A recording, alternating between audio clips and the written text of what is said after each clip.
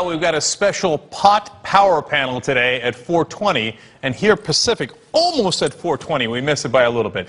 All right, so a great panel for you guys. Sean Donegan is a speaker of the Law Enforcement Against Prohibition. That's LEAP. And he's a former intelligence research specialist at the DEA, so that's really interesting.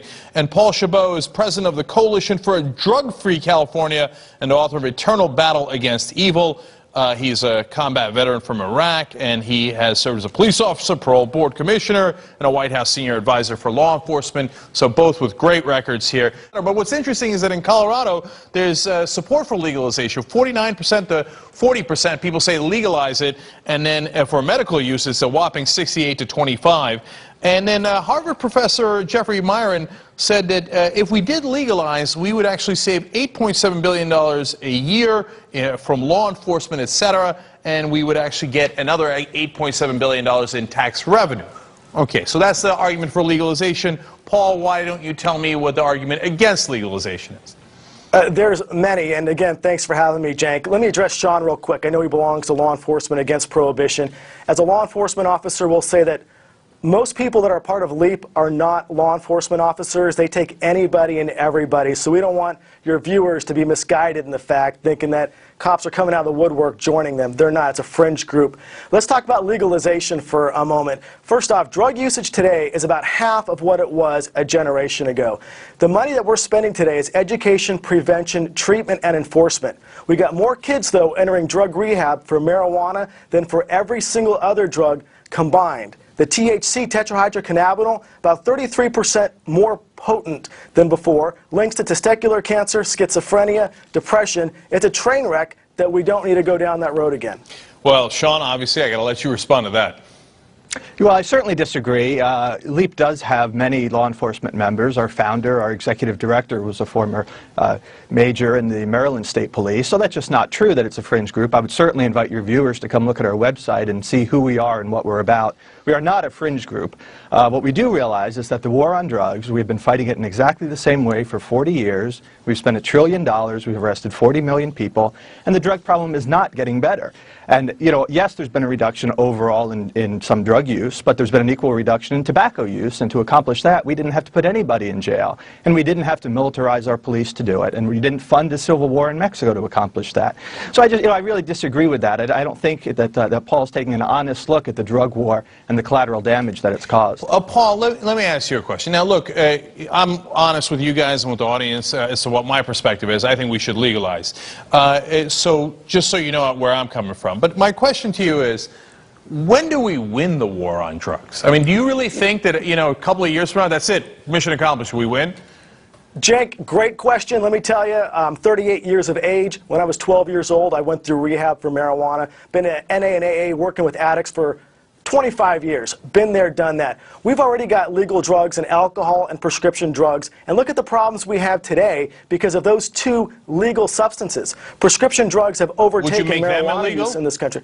They already are. They already are illegal for unauthorized use, but they are legal. We regulate prescription drugs, and look at the increase that we have amongst our use today. And let me address the drug war. We don't call it a drug war. LEAP does, the sensational folks in the media. It's a cancer. We've got to treat this problem. My argument is this. We're never going to eliminate 100% of the drugs off our streets, much like we're never going to eliminate crime off the street of L.A. Just because you've got crime on L.A., streets of LA, you don't say, well, let's take the cops off. They're not winning the war on crime. It's not like that. We've got to treat this as a cancer, but we can't have fringe groups like LEAP who take anybody and everybody to start marching down the streets like they're doing today on 420.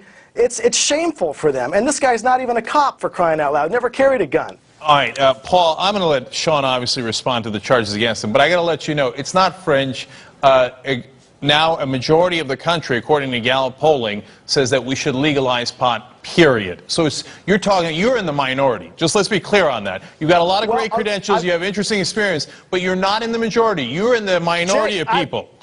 Cenk, I've got stats to reverse what you just told me on those numbers. All right, well, you have stats, I have Gallup polling. All right, go ahead, Sean. Well, I've got my home state of California. Right. Well, that's exactly right. You know, the most recent Gallup poll found that 50% of Americans support the legalization of marijuana for recreational use. So it's certainly not a fringe position. You know, with regard to what Paul went through in going through drug treatment, I think that's great. I think the same thing about the friends and colleagues I've had that have gone into treatment for alcohol abuse, right? I mean, I'm certainly not a pro-drug spokesman. What I'm saying is that the drug war just has not been effective. It's done a lot more damage than good. And to say, well, we don't call it a drug war anymore, well, that's just a change in semantics. You can call it whatever you want, but I spent 2 years from 2008 to 2010 in northeast Mexico, and it sure as heck is a war there. All right, Paul, listen, you know, we've tried this, keeping it illegal for a long time, and as we tried it with alcohol, it didn't work. People still take the damn thing, whether we want them to take it, whether we think it's a good idea or a bad idea. And so it seems like this, well, what it's done is, I mean, in Mexico, to you know, what Sean is saying there, 50,000 dead. I mean, it makes me sick to think about that. I mean, don't you get that making it illegal is creating these gangs just like it did with alcohol and Al Capone, etc.? Jake, you're wrong. You're misled. Look, prohibition actually worked. Drug usage decreased significantly, and the women's movement got fed up with their husbands coming home drunk, laying in the alleys. Prohibition began a generation before the government came cracking down. My dissertation work was on Mexican drug cartels. To think that if we legalize drugs, cartels are going to go away is nonsense. They do human smuggling, weapon smuggling, DVD smuggling. It's not about drugs. It's about the money. And again, I tell you, look at my home state of California. 200 cities now have banned marijuana dispensaries because they're sick and tired of the nonsense. The few cities that allow them, like San Francisco, go to San Francisco. Look at the parks. Who's in the parks now? It's people shooting up, smoking dope. Parents don't take their kids to the parks anymore. I'm a dad. What kind of country do we want our children to grow up in? And that's the bottom line. And Cenk and Sean, that's the fight we should be fighting every single day to keep America great. All right. By the way, part of the reason the dispensaries are gone is because President Obama is on path to break George Bush's record for raiding dispensaries. It's not because people are sick of them. It's the federal government doing the crackdown. But everybody's clear on this. You guys presented your opinions on it clearly. And if you're with Paul and you think prohibition on alcohol worked, well, then great. Continue the prohibition on marijuana and see how that turns out for us. I appreciate both of your opinions.